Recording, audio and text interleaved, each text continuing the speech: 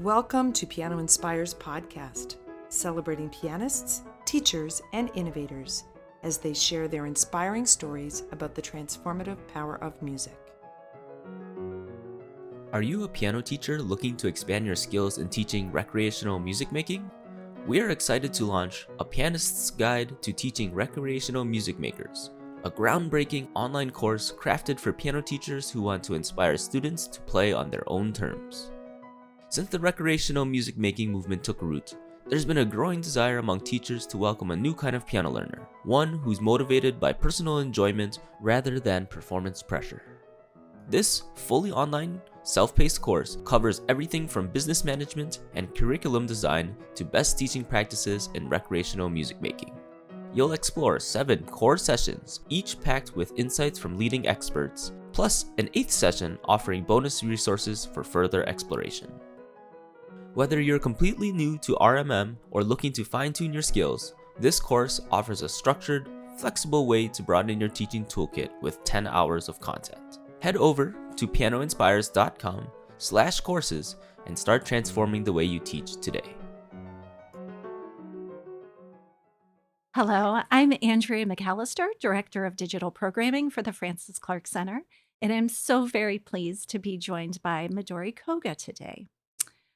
Pianist Midori Koga has been featured as soloist and chamber musician throughout Canada, the United States, Spain, Taiwan, China, and Austria, with performances described as passionate and meltingly lovely. An advocate of contemporary music, Koga is a founding member of Haven, a trio for soprano, clarinet, and piano. She is active as a lecturer, adjudicator, and piano pedagogy specialist, and has served in the College of Examiners for the Royal Conservatory of Music, as national adjudicator for the Canadian Music Competition, and has presented pedagogical workshops worldwide. A passionate educator, Midori Koga serves on the faculty of the University of Toronto, where she teaches piano and directs the very first Canadian master's and doctoral programs in the area of piano pedagogy and performance. She holds a Doctor of Musical Arts degree from the University of Michigan. Welcome, Midori. Thank you, Andy, so much for having us. So can we go back and start with young Midori? And how did you get your start in music? How did music find you? That's a great question. It was a long time ago. I think I'm very privileged. I was very, very fortunate to have access to music and to education. My parents moved from Japan when I was 2 years old, and my father was a student initially for the first, it was a PhD program, and so it was probably about 5 or 6 years. So while we didn't have a lot of money, music and education, and there were always books in the house. Our weekly family event was to go to the library together as a family and then stop and get ice cream on the way back. And at the library there were, music books and recordings that we could take out. So I do feel very privileged. I took piano lessons from a friend of the family until I was about 15 years old. And it was always a loving environment. I felt safe. I felt very welcomed. And I back then, I loved playing for everybody. I do remember that. We used to have parties, sort of family parties, and then I would get to play. So I do feel very fortunate. And when I was about 15, this wonderful first piano teacher who was Mrs.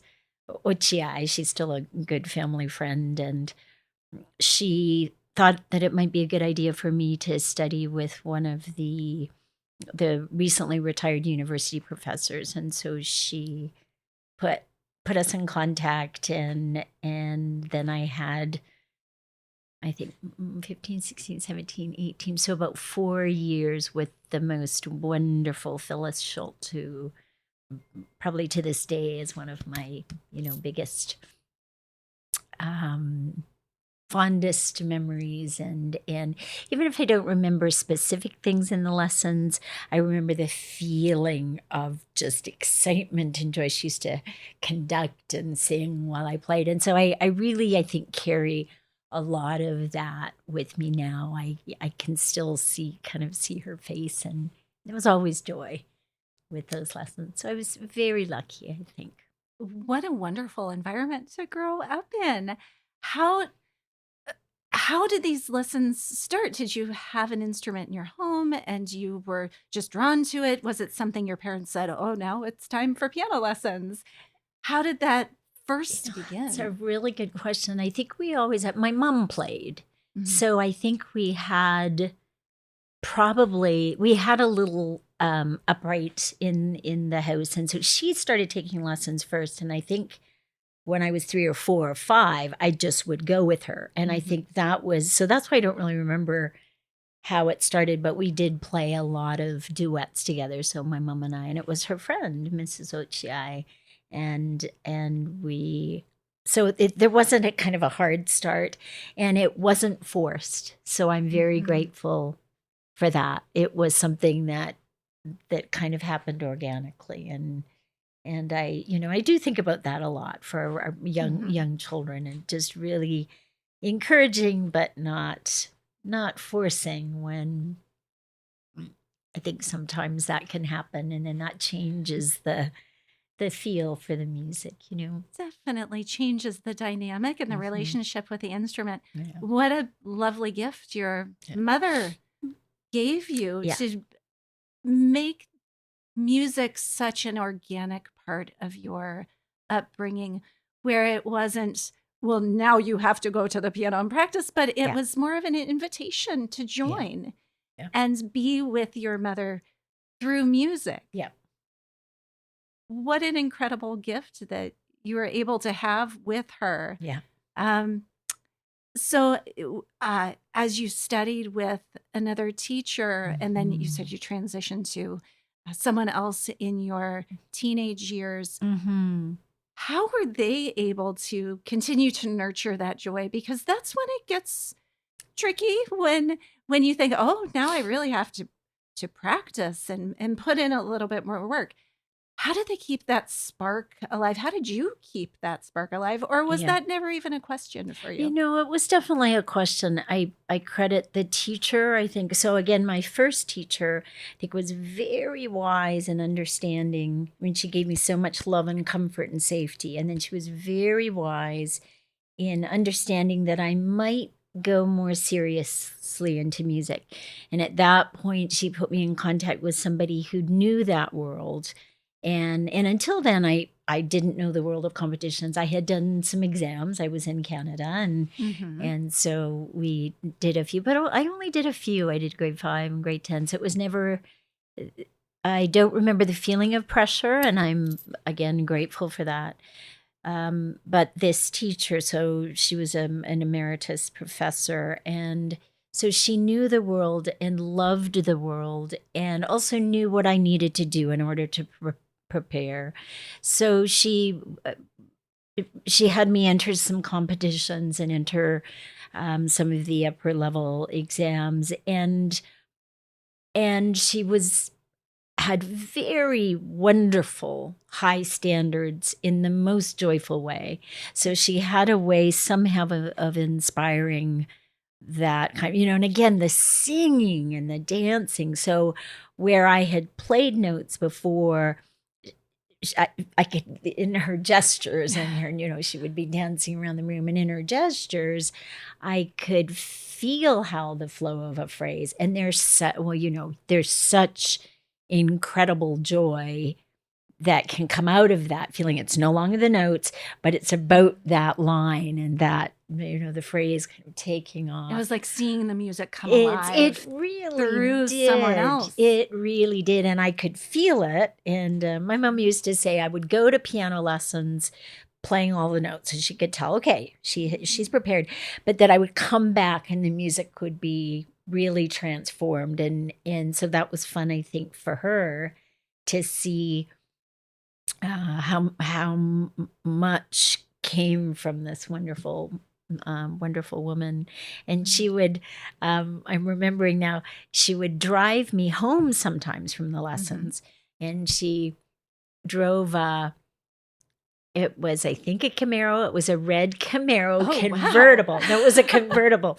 And she was retired, so she must have been about 75. And she had this wonderful silver, were they called pompadours or something? The big hair. She had beehive big kind of beehive, hair. beehive, Yes.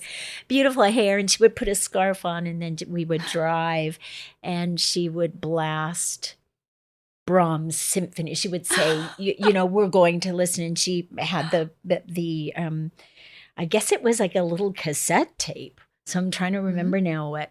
So and then we had those times together where it was just pure joy, just, you know, the wind in your hair, listening. So that's what I remember, that it I can even kind of feel it in my body now, how much fun it was. So the motivation to practice, it wasn't that hard. It became harder later, I think, so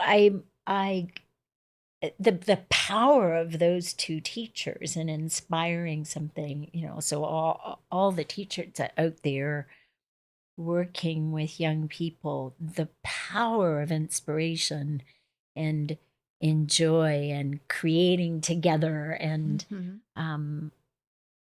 it's really quite remarkable, right? We all had that, didn't we? And or at some level or another. Well, those we moments, must have, in order to be at this point in our careers. I don't think, if you have an experience and continued negative experiences during those formative years, then I don't know that you can say, oh, this is my calling. I think you have to be very resilient, right, and have that resiliency at a very early age. right.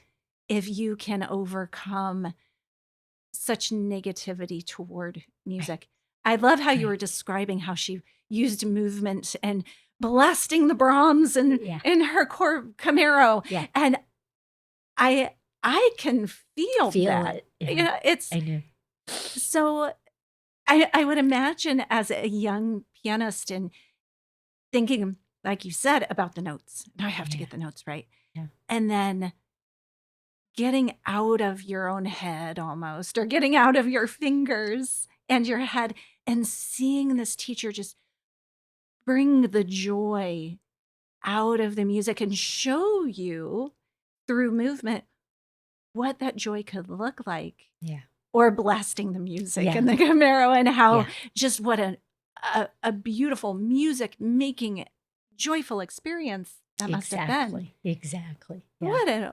What just an awesome way of experiencing music in probably a time of life that's not the easiest during those teenage years. Exactly. It was my lifeline. High school is hard, I think, for everybody. I never felt that I fit in, and I had a couple of favorite friends, but the music making was something, and we didn't have a great music program in the high school. And I think back now that's a shame. I watched my daughters go through high school, and they were quite fortunate. They had an orchestra, and so there was a community of friends in music, and I didn't get to have that in high school, but with Mrs. Schultz, and she had other senior students, so I think they were my buddies, and so we would go to competitions together, and then and cheer each other on, and then the summer music festivals too were happening around that time. I think I attended, I'm trying to think, it was probably grade 11 or grade 12, a summer music festival on the west coast of Canada. And again, it's the first time there's all these people who are quite remarkable musicians and very advanced technically, and excited to be there, and also welcoming. I was, I've always had small hands, so I didn't have the biggest chops, but I felt like I had a place. And so yes, you're right. I was very fortunate that during those difficult, possibly difficult formative years were very positive for me. That's wonderful. And the fact that Thank what I think is so important about this story is that you had, well, there weren't a lot of music students, and we didn't have a wonderful music program at my school, but there were other pianists who also studied with its teacher. And Yeah. so you built your own community, and it might Right. have been a small community, Right. but they were your people. Yeah. And you found your people, and Yeah. then you go to this camp and you go, oh, Yeah. there are More of these. Look My at this bigger my community. family. Yeah. So was Yeah. that during the years when you saw that this is my community, Mhm. did you immediately know that Mhm. this would be your path? Mhm. Absolutely. So I don't even think I really, so after I started with Mrs. Schultz, and then she started just kind of talking about it as if it was going to happen, and it never really occurred to me that it wouldn't. And so I lived in Vancouver, which is, and in Canada, especially back then, people didn't tend to move far away from home to go to college. So we tended to just be, and it happened that it was a wonderful music department, and she recommended it very highly. And so I don't really remember that. Yeah, actually, no, that's not true. I knew my mom was a preschool teacher. So, and I loved going with her, and I would be her assistant. And so sometimes I would play for her little classes, or sometimes I would just get to play with these very, very cute I think she had 3 and 4-year-old preschool children, and you get to sing together. And I loved that. So I really love that. So I think I wasn't sure, but it would be teaching, and Yes. it would definitely have some aspect of music.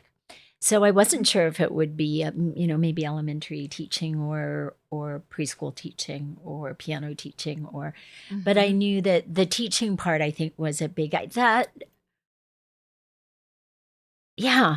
was big when I think I felt when I was with the children.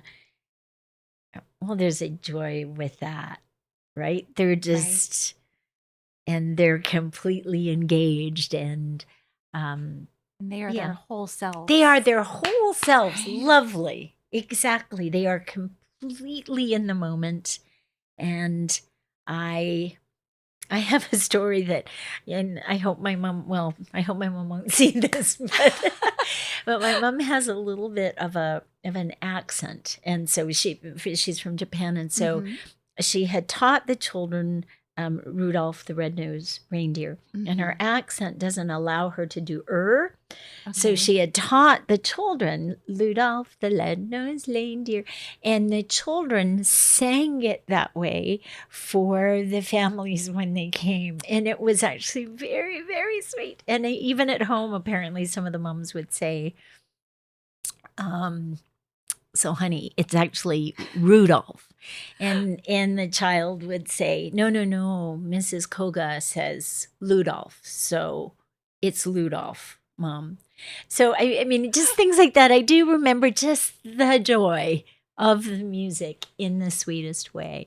Well, and that's the joy and the just abandon of, because they don't have anything to be self-conscious about. So Yeah. let's get up and dance and Yeah. sing and make music together. And there's just this celebration of music. What I also hear is there was such a trust between the students and your mother. And if Mrs. Koga says that it is Ludolph, then that is what it is, because this is this not authority figure, but this adult who I love and I trust. Yeah. And that's the way it is. Is and it that's Mrs. the way Koga it said? is. Exactly. I think I see how you can be drawn to that, because being in music and that ability to share and communicate with a group that is so receptive. Yeah. It's a powerful place to be in. And an exciting place to be in. And I'm not using the word powerful as in I have power over these young little 3-year-olds, Right. but I it's know. this power of creation Right. and joy. Absolutely. Absolutely. And it can happen in all sorts of environments, in a little preschool class and in concert halls and as we know.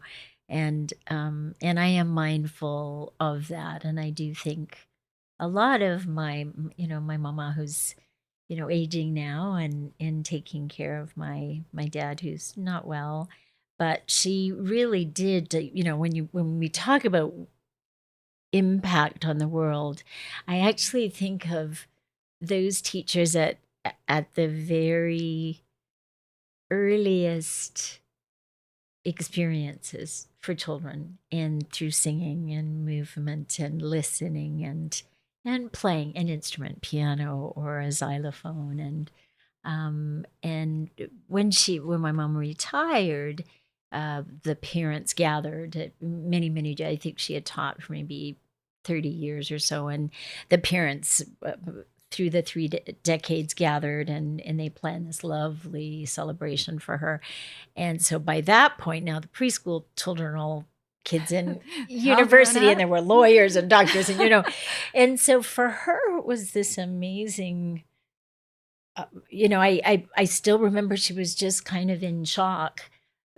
She hadn't really thought of the kind of, she was just teaching year by year, and she always saw them as 3 and 4-year-olds, and then didn't always see the progression. But many of them came to her and said that we remember our preschool days, and that was an important time. And I do, I was probably kind of cranky with my mom around that time, but, you see your mom differently when you see the impact on so many people. Yeah. So can you see that within yourself? Can you own that? I should say, can you own that as the director of an incredible school of piano and piano pedagogy in Toronto? Are you able to see that impact that you are having on the world? That's such a good question. That's a really, really good question. I love what I do. Often it's too much, right? So we're all tired and exhausted, but I love that we get to work with children. So we have beginning classes coming in, and then we have a children's program where they're now growing up and they've been playing with us for 6 or 7 years. And I love that we have young teachers. So they're graduate students. And I also have an undergraduate pedagogy kind of team. So I've got 2 teachers who are working with the undergrads. And so they're doing some teaching as well. And so that's exciting to see how they are their individual people, though, right? They have their teaching voice, and they have their musical voice. And so that is so fun to watch them bloom and do their own thing. Same with the 5 and 6-year-olds as they grow. And I do love to see them be excited. Right now they're doing a little project that actually a group of the other teachers had introduced, and it's called a family folk song project. And so the children have all gone home and brought family folk songs or popular songs, and so right now the graduate teacher and the child, they're introducing those family folk songs to the other children in the class, and watching those little people explain we sing this when my little brother and I go to sleep, and just they're proud, and then they sing the solfege, and then we introduce it to everybody. That kind of thing is amazing, right? So that is, I am so, I am proud isn't the word. I'm so happy to see that and feel very privileged to get to be in that environment. Mm-hmm. You mentioned of course, every student is their own person, whether it's the teacher that you are working with through the piano pedagogy program or their students. Yeah. So it's multi-tiered, the work that you get to do, and then therefore the impact you get to have. How do you, and maybe we'll go through the 3 layers. How do you find your own voice as a teacher?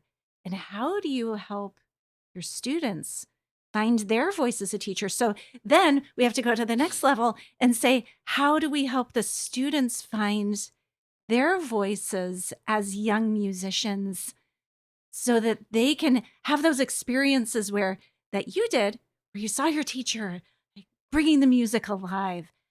That is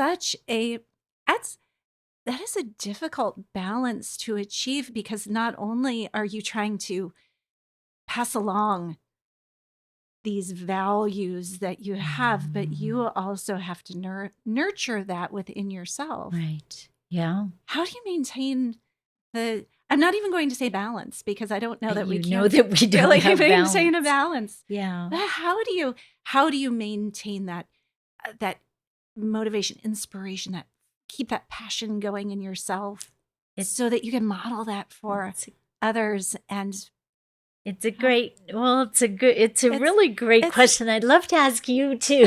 It's like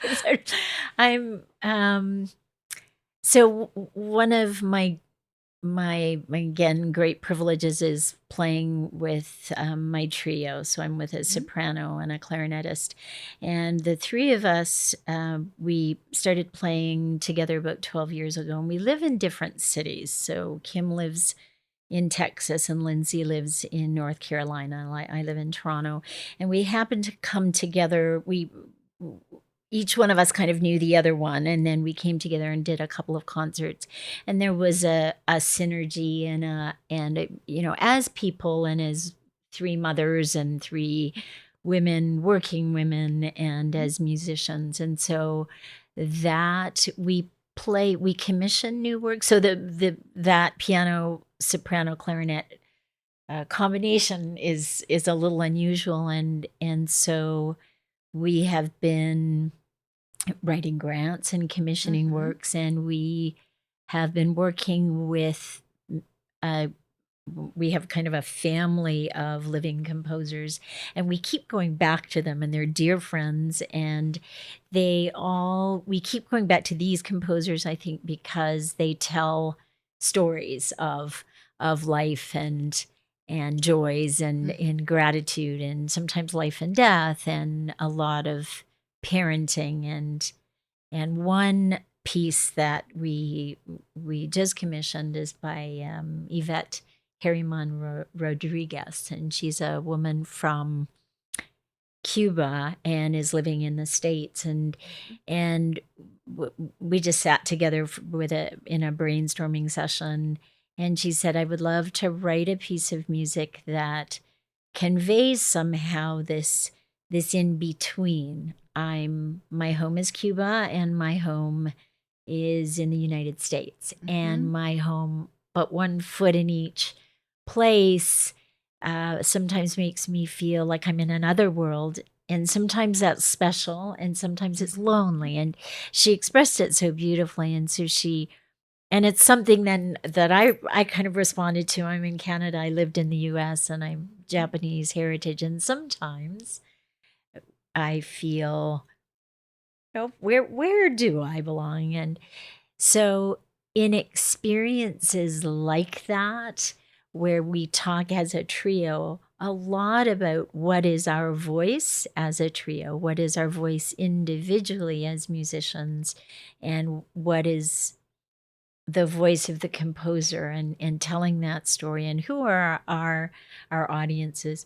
So every time and then my students have said that they like it when I go away. Oh, I should think about why they're saying that. But they like it when let me see what they mean. So they like it when I go away, because when I come back, I do have, I either have stories that I can share, and also I'm reminded again about the importance. It is. I know you're stressed out, right? They're feeling the pressure of upcoming recitals. It's coming close to the year end, but trying to help them remember that there's a reason why you're here. There's a kernel of that passion and love and joy and a connection to the music that you're playing, and that you're playing music of composers who have stories to tell, even as long ago composers, but now they're playing more and more living composers, and I'm so glad to see that really blooming in recent years. We get so stuck, like you said, in the notes. I'm going to play the notes correctly. And we often forget about the stories behind it, that we are really, whether we're teaching or performing or talking with one another, we're storytellers. Exactly. And remembering that through the music, through our teaching, we are passing along the story of the music. And every individual, like you were saying, they're all individuals. So they're all going to bring different voice. So that's really interesting. And even though you said they love it when I go away, I completely understand what you mean. Right? It's a reset. It's a reset. It's a going out in the world and remembering. Yeah. And reflection. And it's that moment of pause that I also ask them to remember. So I tell them that it's in, again, everybody, I love teaching you, but it's also important for me to just pause for a moment, so that, because it is, teaching can be so all encompassing, and because we do care about our students, and then sometimes we get swept into the experience, and the pause and just viewing from a little bit farther away gives us that space and a broader view of who they are, and the stories that they're trying to tell. They remember this.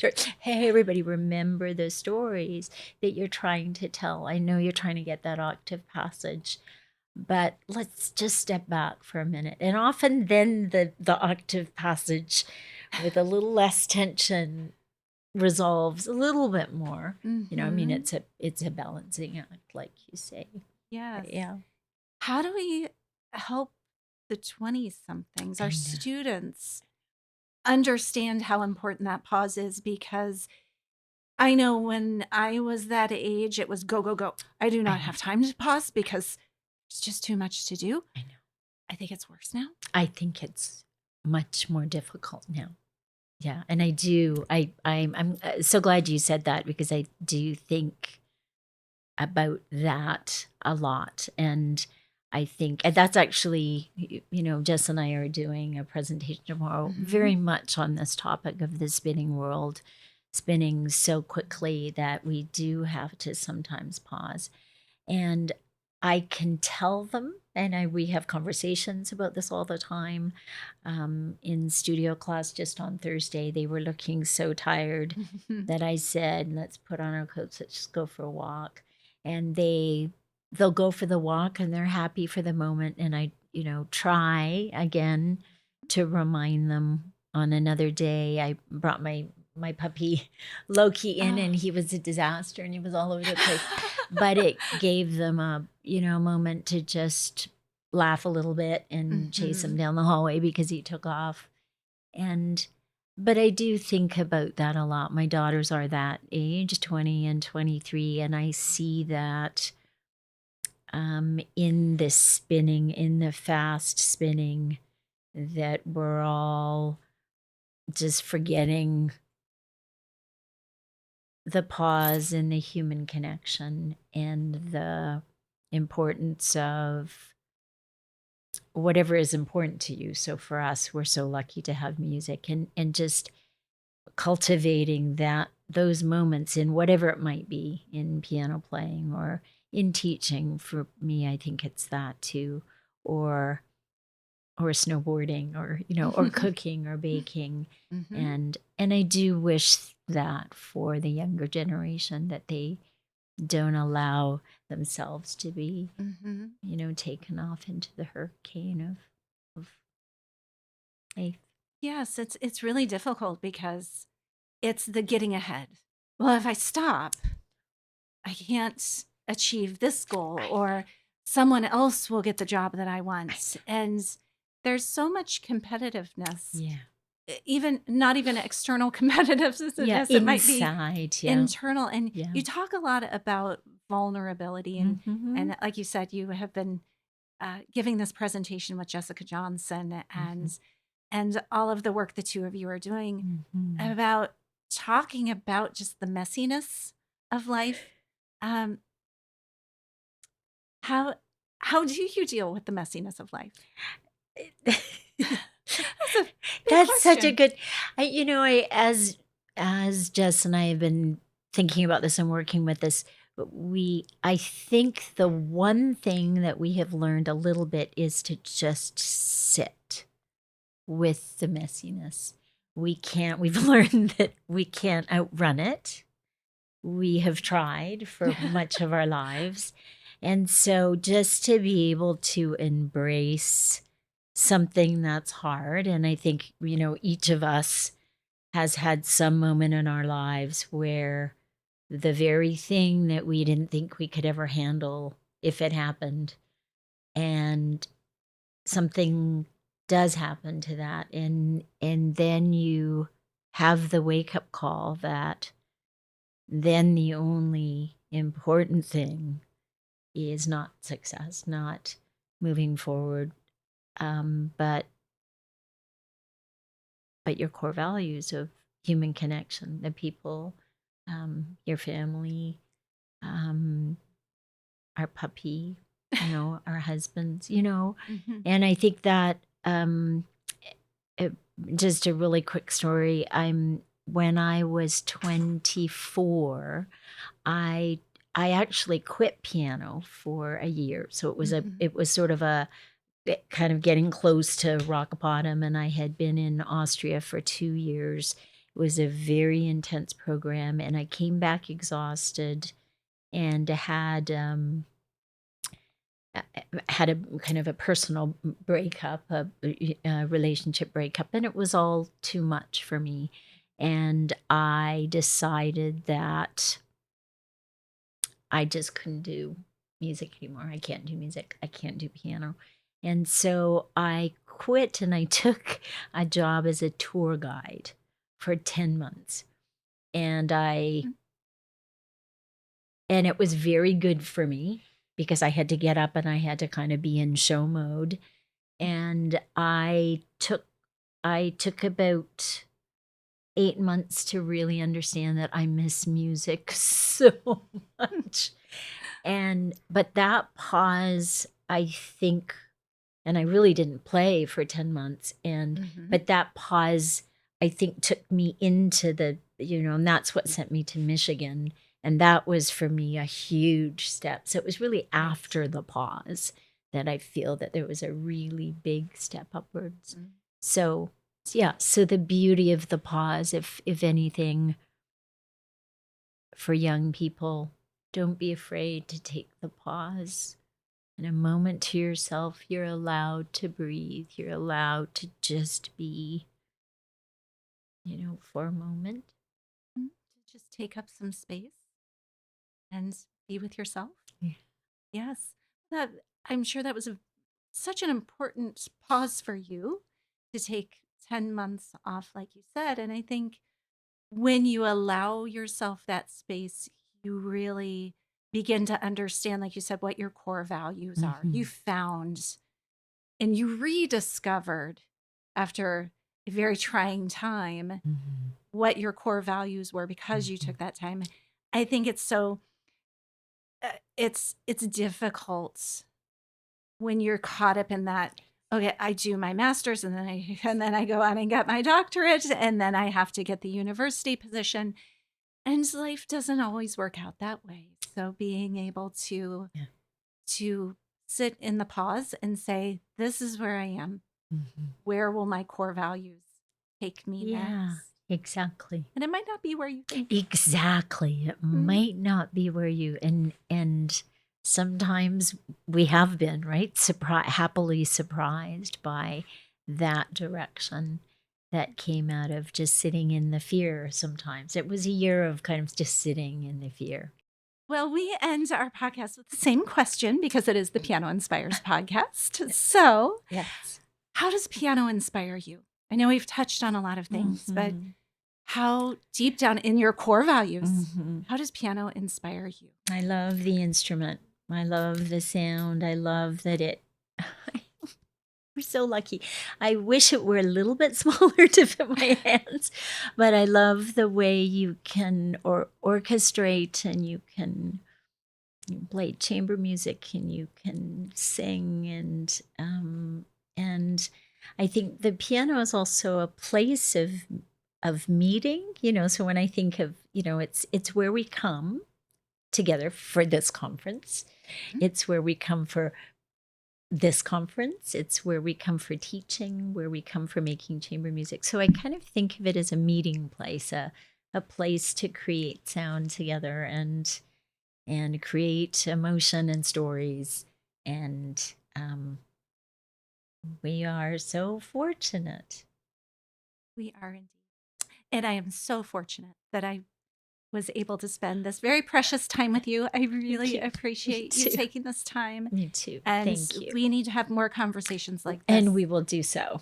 Yes. You are an absolutely. inspiration. So thank you for being an inspiration for so many. Thank you, Andy. And you too. Thank you. The Francis Clark Center is a not-for-profit educational organization that serves the advancement of piano teaching, learning, and performing.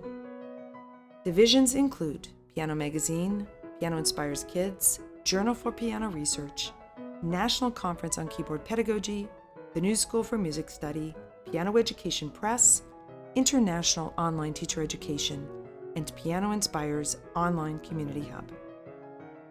Please visit us at pianoinspires.com to learn more about our impactful work and inspiring community.